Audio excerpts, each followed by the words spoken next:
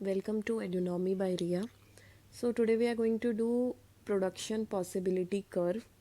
Why I have specifically focused on this topic? Because जो major confusion है वो हमेशा PPC का concept समझने में है और उसकी वजह से जो confusion आता है वो movement और shifts में आता है. तो आज हम पीपीसी के कंसेप्ट को अच्छे से समझने की कोशिश करेंगे. Once you have thoroughly done that तो क्वेश्चंस बहुत इजीली से सॉल्व होंगे. तो अगर हम डेफिनेशन देखने से पहले मैं इतना बता दूं, जैसे फॉर एग्जांपल कोई एक बच्चा है, ठीक है, अब वो दिन में मैक्सिमम 6 घंटे पढ़ सकता है, मैक्सिमम अगर वो फुल यूटिलाइजेशन करे अपने पोटेंशियल का. लेकिन एक्चुअली में जो वो पढ़ रहा होता है वो सिर्फ 2 घंटे होता है. तो ये जो मैक्सिमम है ये उसका प्रोडक्शन पॉसिबिलिटी है. मतलब कि वो कितना प्रोड्यूस कर सकता है, कितना आउटपुट दे सकता है, उसकी पॉसिबिलिटी मतलब उसकी कैपेबिलिटी है, उसकी एबिलिटी है, उसको बोलते हैं. ऐसी ही कोई कंट्री है, उस कंट्री के अंदर जितने भी रिसोर्सेज हैं, अब चाहे वो ह्यूमन रिसोर्स हो, फाइनेंशियल रिसोर्स हो, ठीक है, कैपिटल स्टॉक हो, उस सब से वो जितना मैक्सिमम प्रोड्यूस कर सकता है उसको बोलते हैं प्रोडक्शन पॉसिबिलिटी कर्व. कि मतलब वो इन सब चीज़ों को यूज़ करके मैक्सिमम क्या कर सकता है. तो सेम पीपीसी का जो कंसेप्ट है ना, वो मैक्सिमम पोटेंशियल से रिलेटेड होता है. तो जब हम किसी डायग्राम के अंदर पीपीसी कर्व बनाते हैं, सपोज करो उसके अंदर कोई पॉइंट है, ये वाला ए, जिसके अंदर x पे 10 आ रहा है और y पे 6 आ रहा है, 10,6 पॉइंट है. तो इसका मतलब कि 10x गुड्स और 6y गुड्स, तो टोटल जो उसकी मैक्सिमम, अगर वो सारे रिसोर्सेज को अच्छे से यूज़ करे तो वो 16 आउटपुट दे सकता है. ठीक है. तो सबसे पहले तो ये सीखो कि ये जो पीपीसी होता है इस पे वो सारे पॉसिबल कॉम्बिनेशन है. पॉसिबल का क्या मतलब है कि सारे हो नहीं सकते, उनमें से कोई एक आधा हो सकता है. पॉसिबिलिटी है. कितने गुड्स लेने हैं? सिर्फ 2 लेने हैं, क्योंकि आपके पास 2 ही एक्सेस हैं, एक एक्स एक्सेस है और एक वाई एक्सेस है. ठीक है. और आप ये वर्ड जो है ना, कैन प्रोड्यूस, ये बहुत मैटर करता है. क्यों मैटर करता है? कि ये एक्चुअल प्रोडक्शन पे नहीं डिपेंड करता, वो कर सकता है. कैन प्रोड्यूस और with given resources. Given resources मतलब जो भी सामान उसके पास है, और given level of technology. Technology मतलब वैसे तो एवरी डे हम समझ सकते हैं कि टेक्नोलॉजी इवॉल्व करती रहती है ड्यू टू इन्वेंशंस, इनोवेशंस, लेकिन हम मान के चल रहे हैं कि उसकी जो टेक्नोलॉजी है वो कांस्टेंट है. अगर वो कोई एक मशीन यूज़ कर रहा है तो वो लगातार एक ही मशीन यूज़ कर रहा है, वही वाली, वो उसको अपग्रेड नहीं कराएगा. ठीक है. और पीपीसी में क्या हो रहा है कि आप अपना पोटेंशियल फुली रियलाइज़ कर रहे हो, तो इसलिए यहाँ लिखा है कि आप एज्यूम करके चल रहे हो कि आप फुल और एफिशिएंट यूटिलाइजेशन कर रहे हो अपने रिसोर्सेज की. मतलब जब सब आप अपनी पूरी कैपेसिटी पे अच्छे से काम करोगे तभी आपका वो पीपीसी बनता है. ठीक है. तो अब नेक्स्ट देखते हैं slope of PPC. Slope is always downward. Downward क्यों है? क्योंकि अब इसका एक लॉजिक समझो. यहाँ पे आपके पास लिमिटेड रिसोर्स है. ठीक है. ये वाली बात हमेशा याद रखनी है. अब लिमिटेड रिसोर्स का क्या मतलब है? या तो आपके पास लिमिटेड लेबर है काम करने की, आपके पास लिमिटेड कैश है, आपके पास लिमिटेड आवर्स है काम करने के, तो कुछ भी लिमिटेड है. अब आपको 2 काम करने हैं. ठीक है. एक काम है जो एक्स पे बटर बनाना है, और वाई पे है कि आपको गन्स बनाने हैं. तो आप दोनों, अब टाइम तो आपके पास वही 5 घंटे हैं आपके पास. तो 5 घंटे में आप दोनों चीज़ें अगर कर रहे हो, एक को अगर आप ज़्यादा करने की कोशिश करोगे तो दूसरे को आपको छोड़ना पड़ेगा. क्यों? क्योंकि आपके पास लिमिटेड सिर्फ कितने घंटे हैं? 5 घंटे. तो सपोज़ करो आप 3 घंटे बटर बना रहे हो और 2 घंटे गन्स बना रहे हो. तो अगर आप बटर को ज़्यादा टाइम देना स्टार्ट कर दोगे तो आपको गन्स का टाइम रिड्यूस करना पड़ेगा.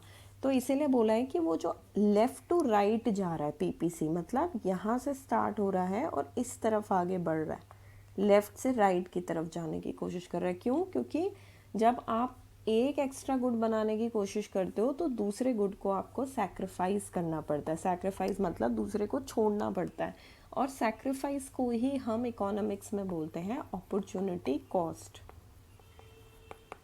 यहाँ से मैं एक और इम्पॉर्टेंट टर्म आपको समझा देती हूँ। देखो, कॉस्ट का मतलब खर्चा होता है ना, तो खर्चा हमेशा पैसों में नहीं होता। खर्चा can be in terms of your mental sacrifice हो गया, फिजिकल सेक्रीफाइस हो गया, टायर्ड हो, कुछ भी आपका एक कॉस्ट है। तो आप मान लो आप शॉपिंग करने गए और आपके पास 2 टी शर्ट्स थी, रेड थी और एक टी शर्ट थी ब्लू कलर की। तो आपके पास लिमिटेड पैसे हैं, 1000 रुपये हैं, आपको एक ही टी शर्ट आप खरीद सकते हो, ठीक है। तो आपने ब्लू टी शर्ट सेलेक्ट करी, तो आपने कौन सी को छोड़ दिया, किसको सैक्रिफाइस किया, रेड को किया। तो आपने जो अपॉर्चुनिटी को छोड़ दिया, आपने जो अपॉर्चुनिटी खर्च कर दी, या आपने जो अपॉर्चुनिटी कॉस्ट कर दी, उसी को बोलेंगे अपॉर्चुनिटी कॉस्ट। तो इस केस में अपॉर्चुनिटी कॉस्ट का आंसर क्या होगा, रेड टी शर्ट,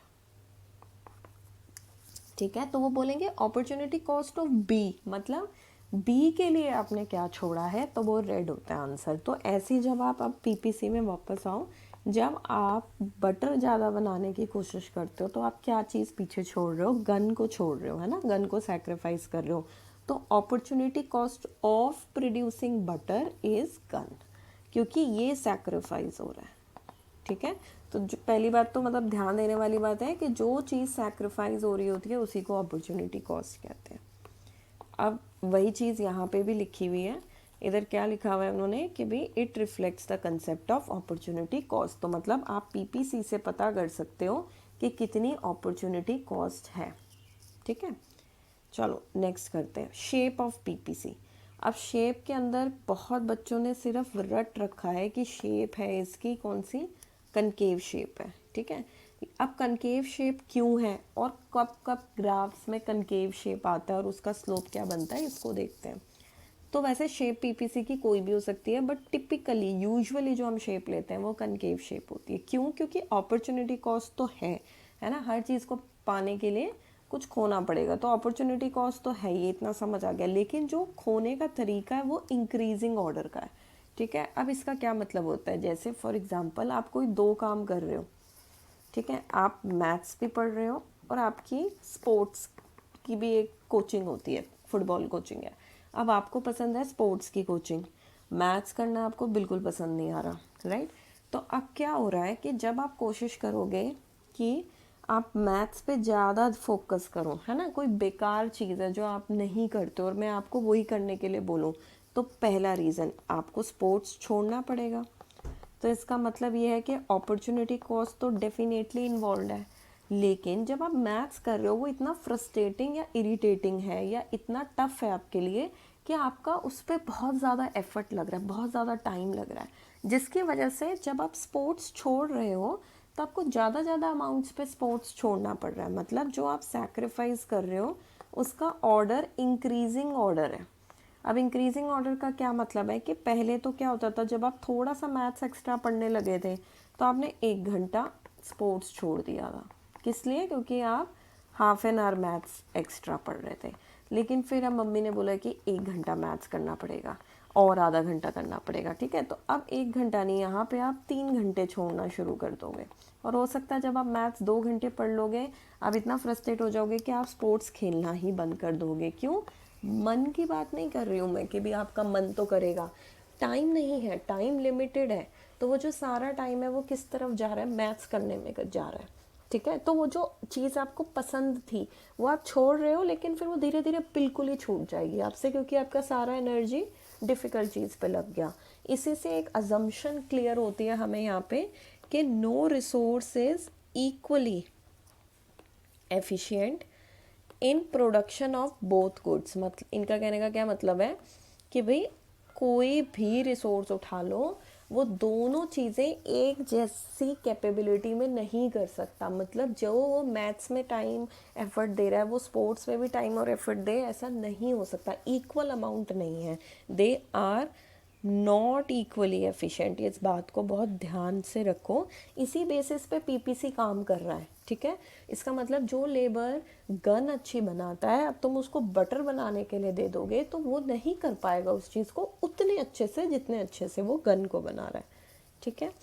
अच्छा, इसी से मुझे ना, सॉरी बट मैं इस कंसेप्ट में एक बहुत इंपॉर्टेंट क्वेश्चन को बीच में ही एड्रेस कर देती हूँ जो मुझे एकदम सडनली याद आ रहा है कि 3 सेंट्रल प्रॉब्लम्स होती है, व्हाट टू प्रोड्यूस और for whom to produce and how to produce. तो अगर कभी क्वेश्चन आए कि पीपीसी बेस्ट कौन सी प्रॉब्लम को बताता है, बेस्ट तीनों में से, तो आंसर होता है व्हाट टू प्रोड्यूस।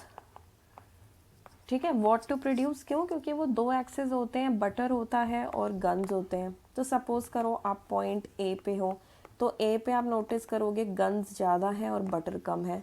बट अगर आप पॉइंट बी पे जा रहे हो तो आप नोटिस करोगे बटर ज़्यादा हो गया पहले के मुकाबले और गन्स पहले के मुकाबले कम हो गए हैं, है ना। पहले से कंपेयर करो, पहले से। तो यहाँ पे क्या हो रहा है, जब आप पॉइंट ए से बी पे जा रहे हो तो बटर इंक्रीज हो रहा है और गन्स आपके कम हो रहे हैं। ठीक है, तो व्हाट टू प्रोड्यूस का मतलब होता है basically to make a choice between civil good and war good, या फिर consumer good and capital good. तो बेस्ट वो यही चीज़ रिप्रेजेंट करता है। ठीक है, हालांकि वो दो और प्रॉब्लम्स को भी सॉल्व करेगा, लेकिन ये बेस्ट प्रॉब्लम को सॉल्व करता है। तो अब समझ में आया कि कॉन्केव शेप का जो आंसर था वो इंक्रीजिंग अपॉर्चुनिटी कॉस्ट क्यों है। ठीक है, अब मैं इसको डायग्राम से भी आपको समझा देती हूँ कैसे। अगर आप डायग्राम को प्रॉपर स्केल के मेजर से देखोगे, जैसे मैंने एक रफ डायग्राम बनाया है यहाँ पे, ये 1 है एक्स एक्सिस पे। ठीक है, तो जब ये 1 होगा तो दैट मीन्स आप कुछ वाई एक्सिस पे 10 ले रहे हो। उसके बाद आपने एग्जैक्टली 1 मोर यूनिट लिया। ठीक है, जब आप स्केल से करोगे ना बेटा तो ये और अच्छा होगा। फिर आप यहाँ 9 पे आ गए हो, फिर आपने 3 करा, फिर आप इधर, अब ये 9 और 10 के बीच का जो डिस्टेंस है ना, आपको नेक्स्ट स्टेप में बढ़ा हुआ नज़र आएगा। तो ये कुछ 7.5 हो जाएगा, 8 नहीं है, 8 इससे ऊपर है। फिर आपने एक एग्जैक्टली एक एक्स्ट्रा प्रोड्यूस किया। ठीक है, फिर आप इधर पहुंच जाओगे। अब इसका आंसर कुछ भी हो सकता है, जैसे ले लेती हूँ मैं 4, राइट। और अब लास्ट करके दिखा रही हूँ 5 में आपको सारी कहानी क्लियर हो जाएगी। तो आपका आंसर आ जाएगा यहाँ पे 1। मतलब अगर मैं इसके नंबर्स बढ़ा दूँ, ये लो, ठीक है, 75 हो गया, 40 हो गया, तो इसको मैं करीबन 10 के करीब रख सकती हूँ। अब आप ध्यान से नोटिस करो, पहली बारी में जो गैप है वो इतना है, पिंक कलर की मार्किंग की है मैंने। ठीक है, सेकेंड बारी में जो गैप हो रहा है वो इतना आ रहा है, ब्लैक। थर्ड में जो गैप आ रहा है वो इतना आ रहा है, लास्ट। हाँ, अब इतना गैप आ रहा है। ओके, तो आप नोटिस कर रहे हो गैप हमेशा बढ़ रहा है। गैप क्या रिप्रेजेंट कर रहा है कि वाई एक्सिस कम हो रहा है। कम तो हो ही रहा है, तो डेफिनेटली पता है, लेकिन जो कम होने का तरीका है वो कैसा है, पहले कम था फिर बड़ा बड़ा। तो वो जो ऑर्डर जिस पे वो कम हो रहा है वो इंक्रीजिंग ऑर्डर है। तो अब यहाँ से हमें एक टॉप टिप मिलती है इकोनॉमिक्स से रिलेटेड, क्योंकि जस्ट आपका पर्पस सीयूटी क्लियर करना नहीं, आप सीयूटी इसलिए क्लियर कर रहे हो क्योंकि आपको आगे जाके इकोनॉमिक्स सब्जेक्ट उठाना है। तो इकोनॉमिक्स में क्या होता है, जब भी आपका कनकेव शेप होता है, तो कनकेव शेप में जो आपका वाई एक्सिस में डिक्रीज हो रहा होता है या सैक्रिफाइस होता है, उसका जो सैक्रिफाइस बोलूँगी मैं, ठीक है, वरना आप कंफ्यूज हो जाओगे डिक्रीज इंक्रीज में। तो जो भी आपका सैक्रिफाइस होता है वो इंक्रीजिंग ऑर्डर का सैक्रिफाइस होता है। ये मैंने आपको बहुत क्लियरली डायग्राम के थ्रू बताने की कोशिश करी है।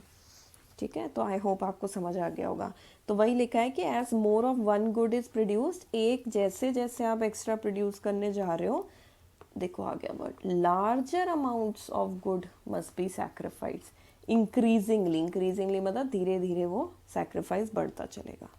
ओके, प्रॉपर्टीज करते हैं। डाउनवर्ड स्लोपिंग है क्योंकि ट्रेड ऑफ है, ट्रेड ऑफ का मतलब वही कुछ पाने के लिए कुछ खोना पड़ता है। कॉन्केव शेप है क्यों, अपॉर्चुनिटी कॉस्ट लिखने से नंबर नहीं मिलते हैं, इंक्रीजिंग अपॉर्चुनिटी कॉस्ट है। एफिशिएंट और इनएफिशिएंट पॉइंट्स, इसको भी डिस्कस कर लेते हैं, ऑल्दो ये बहुत इजी कंसेप्ट है। अब देखो एफिशिएंट का क्या मतलब हो गया कि जब आप अपना मैक्सिमम कैपेसिटी को यूटिलाइज कर रहे हो। तो मैक्सिमम कैपेसिटी, ये जितने भी सारे पॉइंट्स ऑन पीपीसी होते हैं, point A B C D E F G H, कितने भी कोई भी पॉइंट उठा लो, तो ये सारे आपके एफिशिएंट यूटिलाइजेशन दिखाते हैं। लेकिन अगर आप पीपीसी के इनसाइड प्रोड्यूस कर रहे हो, सपोज ये वाला पॉइंट है, इस पॉइंट का नाम है जेड, ठीक है, तो इस जेड पॉइंट के अंदर आप कितना प्रोड्यूस कर रहे हो, सिर्फ 2x प्रोड्यूस कर रहे हो और 10y प्रोड्यूस कर रहे हो। तो अभी भी आप 2 से कितना प्रोडक्शन की कैपेसिटी रखते हो, 5 तक की रखते हो, है ना।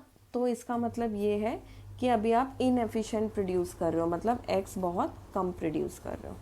ठीक है, तो ऑन पीपीसी वाले पॉइंट्स एफिशिएंट होते हैं और इनसाइड पीपीसी वाले जो पॉइंट्स होते हैं वो इनएफिशिएंट होते हैं।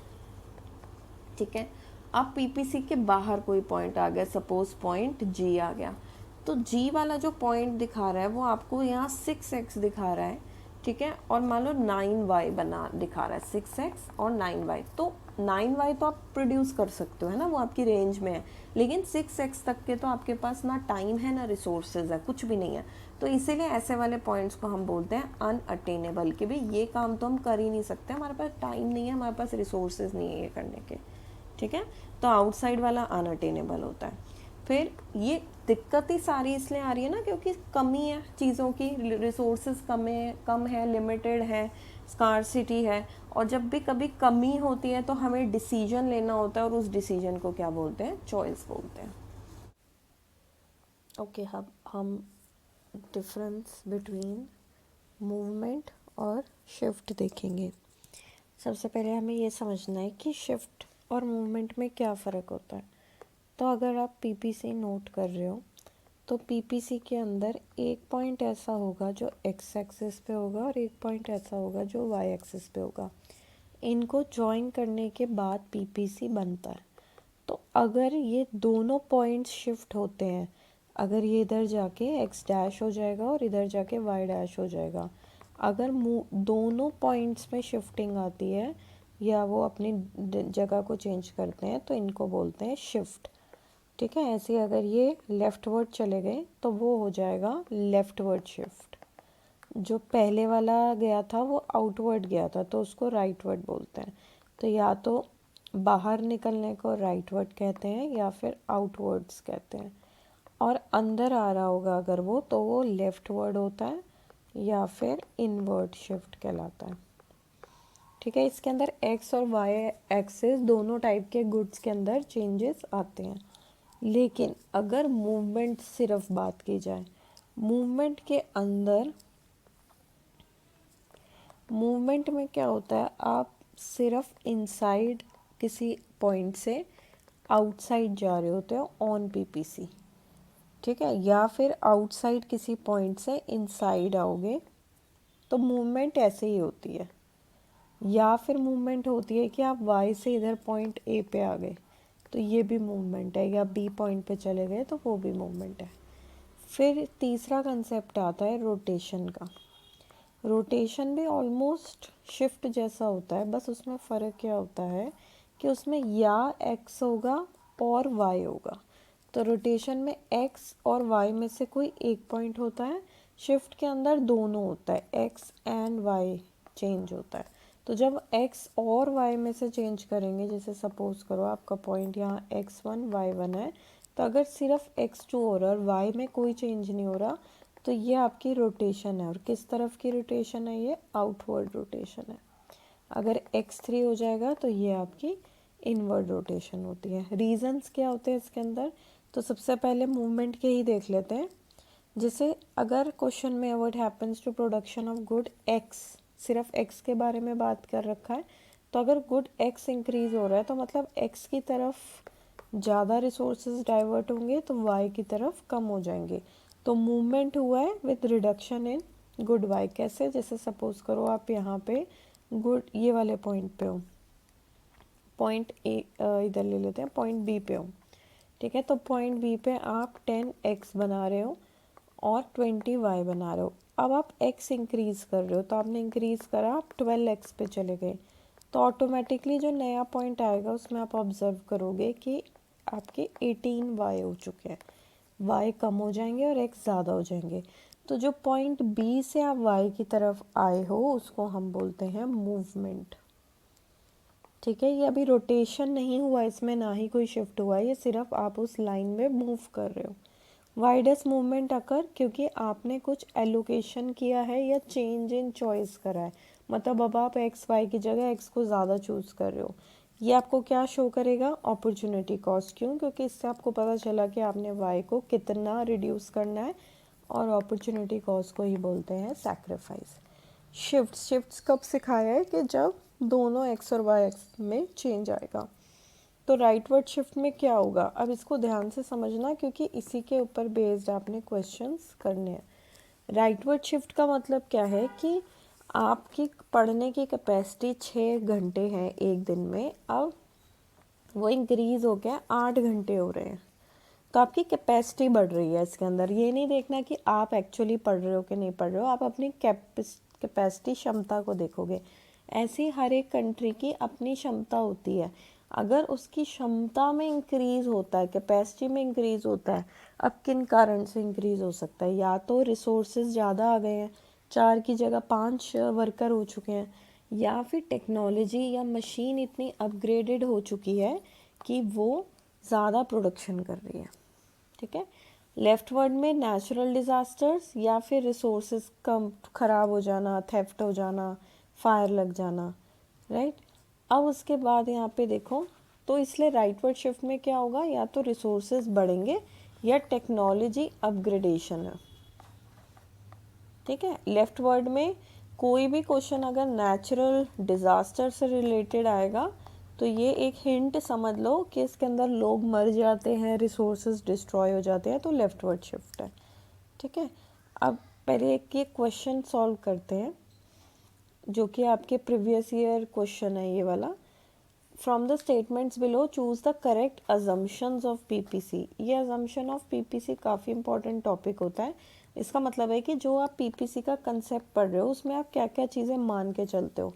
रिसोर्स अवेलेबिलिटी फिक्स्ड है, ये ठीक बात है, क्योंकि फिक्स्ड का मतलब यहाँ पे क्या है, लिमिटेड रिसोर्सेज है। टेक्नोलॉजी कांस्टेंट है, ये मैंने स्टार्टिंग में ही डेफिनेशन में बताया था कि टेक्नोलॉजी गिवन होती है।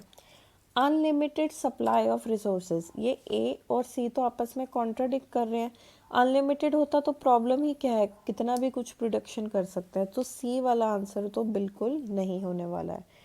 रिसोर्सेज आर इक्वली एफिशिएंट, ये भी मैंने अभी पढ़ाते पढ़ाते बताया था कि they are not equally product efficient होगा, तो डी वाला आंसर भी आपका नहीं हो सकता। क्यों नहीं हो सकता, क्योंकि एक बंदा दोनों काम नहीं वैसे सेम एफिशिएंसी से कर सकता। तो resources are not equally efficient, ये करेक्ट है।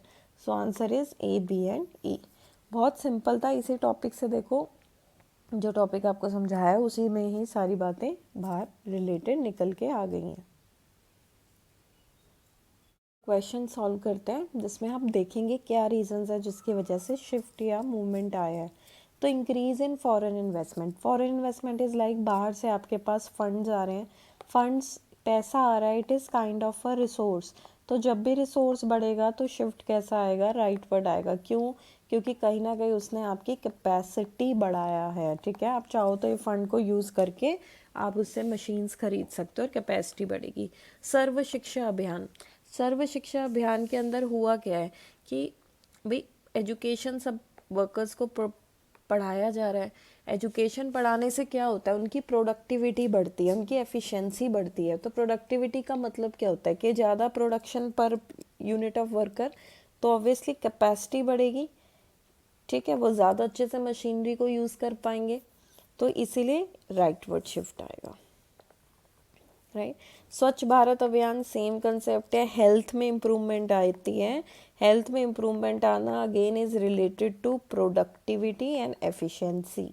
ठीक है, तो जब प्रोडक्टिविटी किसी इंसान की बढ़ती है उसका मतलब होता है वो ज़्यादा प्रोडक्शन कर पा रहा है।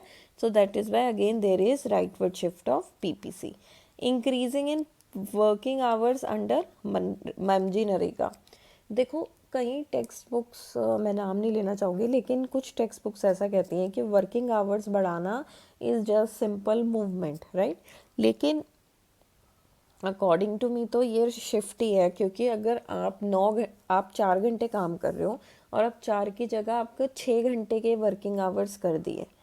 ठीक है, तो इससे होगा क्या, राइटवर्ड शिफ्ट ही तो होगा पीपीसी में, क्योंकि अब आप ज़्यादा प्रोडक्शन कर पाओगे। ठीक है, इसका एक आर्ग्यूमेंट तो ये है। अब जो वो आर्ग्यूमेंट दे रहे हैं वो उनका भी कहीं ना कहीं प्रैक्टिकली सही है कि वर्किंग आवर्स तभी बढ़ा रहे हैं ना जब ऑलरेडी आपकी कैपेसिटी थी।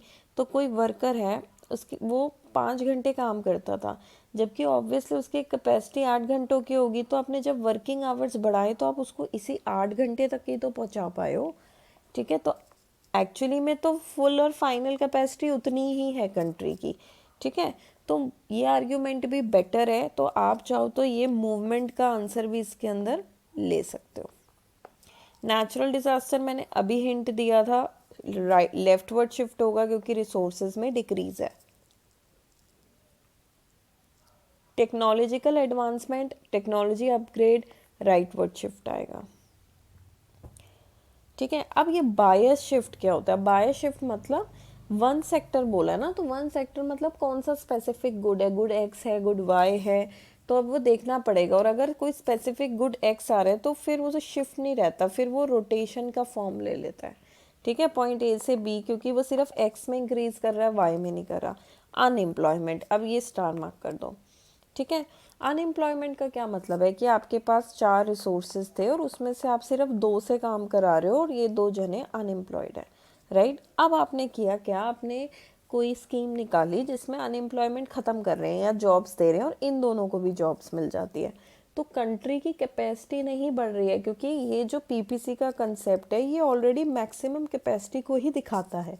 तो कंट्री की, बल्कि पहले आप पॉइंट जेड पे थे, अंडर यूटिलाइज कर रहे थे जब सिर्फ 2 वर्कर्स थे, अब आप किस पॉइंट पे पहुंच जाओगे? पॉइंट एक्स ए पे पहुंच जाओगे, फुल यूटिलाइजेशन। तो आप देख रहे हो, पहले आप 4 में से सिर्फ 2 बंदों को कर रहे थे, तो इसका मतलब आप अंडर यूटिलाइज कर रहे हो।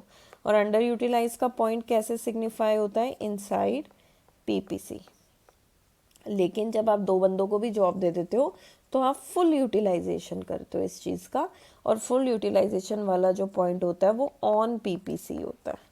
ठीक है, तो आपकी मूवमेंट होगी सिर्फ जेड से लेकर ए पॉइंट तक।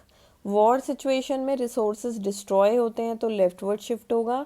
टेक्नोलॉजी इम्प्रूव, अब ये किसी एक सेक्टर में नहीं कह रहे ना, ये ओवरऑल ही बोल रहे हैं, तो टेक्नोलॉजी अपग्रेड होगा तो ज़्यादा प्रोडक्शन होगा, तो improvement, that is rightward shift होगा।